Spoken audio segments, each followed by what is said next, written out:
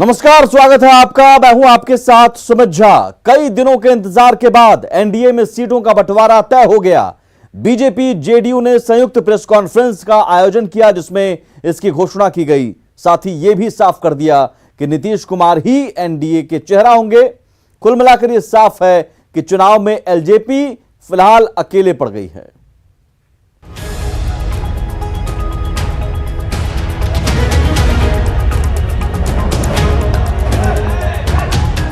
कई दिनों से एनडीए में सीट शेयरिंग को लेकर कयास लगाए जा रहे थे, लेकिन मंगलवार की शाम एनडीए प्रेस कॉन्फ्रेंस में सीट शेयरिंग का फॉर्मूला साफ हो गया। गठबंधन के तहत जेडीयू को 122 सीटें मिली हैं, जबकि बीजेपी को 121 सीटें मिली हैं। हमको जेडीयू 7 सीटें देंगी। वीआईपी से बीजेपी की बात चल रही है। जनता दल यू है, उसके जिम्मे 122 सीटें दी गई हैं और उसी के अंतर्गत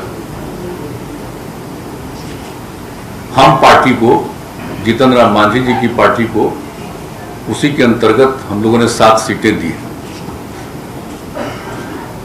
भारतीय जनता पार्टी के पक्ष में 121 सीटें हैं और उसी के अंतर्गत इन लोगों की बातचीत जो इन्होंने बताया कि अंतिम चरण है विकासशील इंसान पार्टी के साथ, उसी के अंतर्गत उनको सीटें देंगी। वहीं रामविलास पासवान को लेकर नीतीश ने कहा कि वे अगर सांसद हैं तो जेडीयू की सहमति से हैं। रामविलास पासवान जी अभी जो राज्यसभा में पहुंचे तो बिना जेडीयू के मदद के पहुंचे। आप जरा बताइए तो कै गो सीट है बिहार विधानसभा में? 2 है ना। तो बीजेपी ने और जेडीयू ने तो टिकट देकर के राज्यसभा पहुंचाया। सबसे बड़ी बात कि एलजेपी और बीजेपी को लेकर तरह तरह की चल रही चर्चाओं पर भी विराम लग गया है। बीजेपी प्रदेश अध्यक्ष ने साफ कह दिया है कि एनडीए में वही दल रहेंगे जो नीतीश कुमार का नेतृत्व स्वीकार करेंगे। वहीं सुशील मोदी ने यह भी बता दिया कि पीएम की तस्वीर वही 4 दल इस्तेमाल कर सकते हैं जो कि वर्तमान में एनडीए में हैं। लोजपा हमारे सहयोगी थे, किंतु बिहार में भाजपा और जेडीयू का जो गठबंधन है उसमें श्री नीतीश कुमार जी ही हमारे गठबंधन के चेहरे हैं। इसमें कोई भ्रम नहीं है। तो हम लोग आवश्यकता पड़ेगी तो चुनाव आयोग को ये लिख कर देंगे कि ये जो 4 दल मिलकर चुनाव लड़ रहे हैं, यही लोग केवल प्रधानमंत्री के चित्र का इस्तेमाल कर सकते हैं। अगर अन्य कोई दल चित्र का इस्तेमाल करता है तो चुनाव आयोग को जो उनकी अपनी धाराएं, अपना कोड है, उसके अनुसार और वो कार्रवाई करने के लिए स्वतंत्र होंगे। पहले चरण के नामांकन के लिए अभी 2 दिन शेष हैं। इससे पहले ही एनडीए ने चुनाव से पहले की सबसे बड़ी प्रेस कॉन्फ्रेंस की, जिसमें तस्वीरें साफ कर दी। बदले परिदृश्य में आगे क्या होगा, इसको लेकर कई सवाल हैं। लेकिन सबसे बड़ा सवाल है कि चिराग पासवान अब क्या करेंगे। जाहिर है बिहार की सियासत में इसका इंतजार रहेगा। न्यूज 18 के लिए पटना से रवि एस नारायण और साकेत के साथ दिवाकर तिवारी की रिपोर्ट। और बिहार एनडीए से चिराग पासवान भले ही अलग हो गए, मगर उनके पिता अब भी केंद्र की एनडीए सरकार में मंत्री हैं। हालांकि अभी वो बीमार हैं, मगर उन्हें हटाने को लेकर उप मुख्यमंत्री सुशील मोदी ने कुछ भी साफ साफ नहीं कहा। बिहार के अंदर एनडीए में वही रहेगा जो नीतीश जी को बिहार एनडीए का नेता स्वीकार करेगा। और इस चुनाव में भारतीय जनता पार्टी ने नीतीश कुमार जी को मुख्यमंत्री का उम्मीदवार घोषित किया है। कल सरकार निश्चित बनेगी तो मुख्यमंत्री भी नीतीश कुमार होंगे। तो इसलिए नीतीश कुमार को जो अपना नेता स्वीकार करके काम करेगा वही एनडीए के अंदर, बिहार के अंदर हिस्सा होगा। और रामविलास जी तो केंद्र में मंत्री हैं ही, वो केंद्र में मंत्री अस्वस्थ हैं वो। और जैसा भी कहा डॉक्टर संजय जायसवाल जी ने कि अगर वो स्वस्थ होते तो शायद आज ये स्थिति पैदा नहीं होती। इसलिए कोई इफ एंड बट का सवाल नहीं है। अब मैं मीडिया से भी आग्रह करूंगा, कोई कंफ्यूजन मत रखिए। ये ऐसा गठबंधन है और आज का संबंध नहीं है। 96 से लेकर आज तक बीच के कुछ 2-3 वर्षों के कार्यकाल को छोड़ दें, इतना लंबा अनुभव और कार्यकाल हम लोग का रहा है, तो कोई इफ एंड बट नहीं है। वहीं नीतीश कुमार ने कहा कि कौन क्या कहता है इससे फर्क नहीं पड़ता, हम अपना काम करते हैं। मिलकर काम कर रहे हैं और बिहार के विकास के लिए जो भी काम है वो किया गया है और इसके बाद भी आगे मिलजुल कर हम लोग काम करेंगे। एक साथ काम करते हुए हम लोगों का एक लंबा अवसर है और जो कुछ भी बिहार में हुआ है इसके बारे में सब लोगों को जानकारी है। कुछ लोगों के द्वारा बिला वजह बहुत सारी बातें की जाती है, मैं उन सब चीज़ों का कोई महत्व नहीं देता हूँ। सबको मालूम है कि हम लोगों का अगर पिछले 15 वर्षों से हम लोग काम कर रहे हैं, 15वां साल है और उसके पहले 15 साल तक लोगों को काम करने का मौका मिला था, उनके द्वारा क्या किया गया था, क्या आर्थिक स्थिति थी, क्या रोजगार था, क्या कानून व्यवस्था की स्थिति थी, कितने बड़े पैमाने पर जो हत्याएं होती थी, सामूहिक नरसंहार की घटनाएं घटती थी, क्या नहीं होता था उस समय, कितने दंगे होते थे, सारी बातों से लोगों को मालूम है। और कहां कौन सा विकास का काम था, कहीं कोई सड़क था, कोई सड़क भी ठीक से था, एक भी काम नहीं था।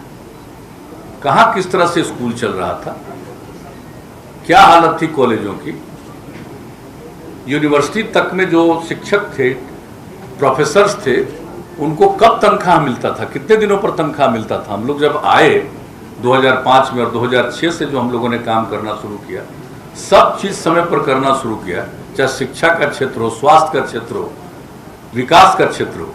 और हम लोग प्रारंभ से कहते रहे न्याय के साथ विकास, यानी समाज के हर तबके का उत्थान और हर इलाके का विकास, वही काम हम लोग करते चले आ रहे हैं किसी भी क्षेत्र में। और एनडीए प्रेस कॉन्फ्रेंस के दौरान भले ही वीआईपी की सीटों का ऐलान नहीं हुआ हो, लेकिन पार्टी प्रमुख मुकेश सहनी ने कहा कि मैं एनडीए का हिस्सा हो चुका हूं और पीएम मोदी और गृह मंत्री ने पिछड़े के बेटे को सम्मान दिया है।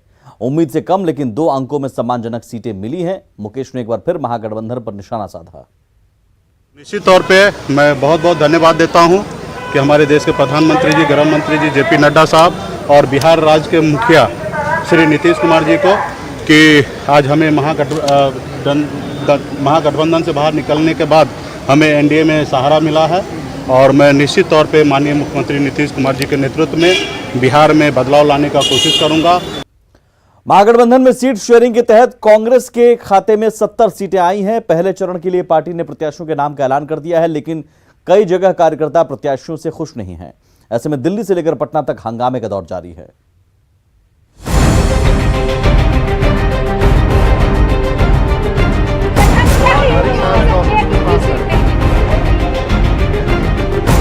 तीन अक्टूबर को पटना में महागठबंधन में सीटों के बंटवारे का ऐलान किया गया। 144 सीटों पर आरजेडी तो कांग्रेस के खाते में 70 सीटें आईं। अब पहले चरण के लिए नामांकन के लिए सिर्फ 2 ही दिन का समय बचा है, लेकिन कांग्रेस कार्यकर्ताओं का गुस्सा और आक्रोश थमने का नाम नहीं ले रहा। दिल्ली कांग्रेस मुख्यालय में पार्टी कार्यकर्ताओं की भीड़ पहुंची और फिर बिहार कांग्रेस प्रभारी शक्ति सिंह गोहिल के खिलाफ जमकर नारेबाजी हुई। सीईसी चेयरमैन मुकुल वासनिक के चैम्बर के पास भी जमकर नारे लगाए गए। मैं बहुत आहत हूँ। प्रभारी जी मुझे रोज मिले, मेरी बातें उनसे होते रही, वो मुझे आश्वासन देते रहे। परसों तक भी मुझे आश्वासन दिया गया था कि निवेदिता जी अगर टिकारी विधानसभा आएगा तो वहाँ के आप दावेदार हैं, प्रबल दावेदार हैं और आपको वहाँ सीट दिया जाएगा। आखिर कल रात तक 9 बजे तक जब निवेदिता सिंह का नाम चल रहा था तो 11 बजे रात में ऐसा क्या हो गया? किस परिस्थिति में पार्टी ने टेकारी से अशोक गगन को टिकट दे दिया? उधर पटना में भी टेकारी के कार्यकर्ताओं ने हंगामा किया। पार्टी कार्यकर्ताओं का आरोप है कि बाहरी को उम्मीदवार बनाया गया। कार्यकर्ता लगातार मदन मोहन झा के खिलाफ नारेबाजी करते रहे और प्रत्याशी नहीं बदले जाने पर सामूहिक इस्तीफे का भी ऐलान कर दिया। जो ये वीरेंद्र सिंह गोयल राठौर हैं और ये मदन मोहन झा हैं, इन लोगों ने मिली भगत से एक साजिश के तहत इन लोग गलत तरीके से ये लोग उम्मीदवार का चयन किए हैं, जिसका कोई अता पता नहीं है, कोई आधार नहीं है, जिसका कोई वहां वजूद नहीं होगा। तो हम लोग इसका विरोध कर रहे हैं। महागठबंधन के कई दल अलग हो चुके हैं, ऐसे में कांग्रेस को 2015 चुनाव से दोगुने से थोड़ी ही कम सीटें मिली हैं, लेकिन कई जगह पार्टी के कार्यकर्ता संतुष्ट नहीं हैं, जबकि 3 हफ्ते बाद ही पहले चरण का मतदान है। ऐसे में सवाल है कि कांग्रेस के बड़े नेता क्या करेंगे। न्यूज़ 18 के लिए दिल्ली से निरंजन कुमार के साथ पटना से संजय कुमार की रिपोर्ट। आरजेडी के प्रदेश अध्यक्ष जगदानंद सिंह ने बयान जारी किया है, जिसमें उन नेताओं के बारे में बात की जो गठबंधन से अलग हो गए हैं। जगदानंद सिंह का कहना है कि आज जितनी सीटें एनडीए की तरफ से उन्हें दी गई हैं, उससे कहीं अधिक सीट और सम्मान हमारी पार्टी उन्हें देती। साथ ही उन्होंने यह भी कहा कि हमारी पार्टी अन्य दूसरे सहयोगी दलों को आज भी उतना ही सम्मान करती है जो हमारा साथ छोड़ चुके हैं। इशारा मुकेश सहनी और उपेंद्र कुशवाहा की ओर था। जो हमसे अलग हुए, हम लोगों ने उनका सम्मान प्रकट किया था उनके प्रति। मांझी जी चले गए, कोई कोऑर्डिनेशन कमेटी की मांग नहीं, चले गए। आप ही लोग के द्वारा हम लोग को 5, 6, 7 सीट की बात हो रही है, इससे तो हम लोग अधिक देते हैं। लेकिन जिन लोगों ने असम्मानित किया, वहाँ लोग जाना सम्मान का विषय मान रहे हैं, और जहाँ सम्मान लोगों ने पाए वहाँ असम्मानित महसूस कर रहे हैं। हम लोग किसी भी दल, किसी भी समूह, किसी के प्रति हम लोग असम्मान प्रकट कर ही नहीं सकते। आगे बढ़ते हैं। शिक्षा मंत्री कृष्णनंदन प्रसाद वर्मा ने आज जहानाबाद विधानसभा क्षेत्र से पर्चा दाखिल किया। जेडीयू उम्मीदवार के रूप में नामजदगी का पर्चा दाखिल करने के बाद वर्मा ने कहा कि सूबे में फिर से नीतीश कुमार की अगुवाई में एनडीए की विशाल बहुमत की सरकार बनेगी। उनका उद्देश्य न्याय के साथ विकास, सबका विकास और सबका विश्वास है। क्षेत्र बदलने पर कहा कि परिस्थितियां और नेता के आदेश पर जहानाबाद से चुनाव लड़ रहे हैं। उन्होंने कहा कि एनडीए जहानाबाद की 3 सीटों पर चुनाव जीतेगा। नामांकन किया है। क्या उद्देश्य रहा? देखिए, जहानाबाद विधानसभा से एनडीए के मैं प्रत्याशी के रूप में नामांकन किया हूँ, और सारे लोग मुझे जानते हैं। मैं इसी ज़िले का हूँ, मखदूमपुर का हूँ, इसलिए कोई परिचय का मोहताज नहीं है। और हम समझते हैं कि जो अभी इस राज्य की स्थिति है, राजनीतिक परिस्थितियाँ हैं, एनडीए विशाल बहुमत के साथ फिर आ रहा है। भोजपुर के संदेश विधानसभा से आरजेडी के सिटिंग विधायक अरुण यादव हैं, जो बलात्कार के आरोप में फरार चल रहे हैं। आरजेडी ने उनकी पत्नी को प्रत्याशी बनाया है, लेकिन उनके मुकाबले जेडीयू ने अरुण यादव के बड़े भाई विजेंद्र यादव को मैदान में उतार दिया है। मुकाबले में अपने भाई की पत्नी के खिलाफ उतरने पर विजेंद्र यादव ने कहा कि राजनीति में कोई रिश्तेदारी नहीं होती। विजेंद्र यादव से बात की आनंद अमृतराज ने। तो संदेश विधानसभा क्षेत्र से विजेंद्र यादव किस्मत आजमाएंगे। जेडीयू का इन्हें सिंबल मिल गया है, चेहरे पे खुशी, गर्दन में माला, लेकिन लड़ाई परिवार से ही है, तो कितना टफ हो गया? परिवार से मतलब हम तो काम करने वाले, देगा ना यार, हम तो काम करने वाले हैं। हम 10 वर्ष काम करके दिखाए हैं। लोगों में हमारे आने से काफी उत्साह है कि विधायक जी आए हैं, इस बार काफी काम करेंगे। और हमने रोड, बिजली, 3 को पावर सब स्टेशन बनाए थे अपने राज्य में। और विकास की बात तो चलिए, विकास की बात तो हो गया, मान लिया, लेकिन आप ही के छोटे भाई की पत्नी से आपका लड़ाई होगी, उससे कोई राजनीति में परिवार थोड़ी किसी का होता है। दल होता है, एनडीए इधर है, उधर यूपीए है, तो इधर एनडीए का लहर चलेगा। महागठबंधन के विरोध में पूरा एनडीए जीतेगा शाहबाद में। संदेश की लड़ाई बहुत दिलचस्प है, क्योंकि विजेंद्र यादव के छोटे भाई की पत्नी उनके खिलाफ मोर्चा संभालेंगी, तो जाहिर सी बात है मुकाबला बेहद रोमांचक होने की उम्मीद है। कैमरामैन आशीष के साथ आनंद अमृतराज, न्यूज़ 18 नेटवर्क, पटना।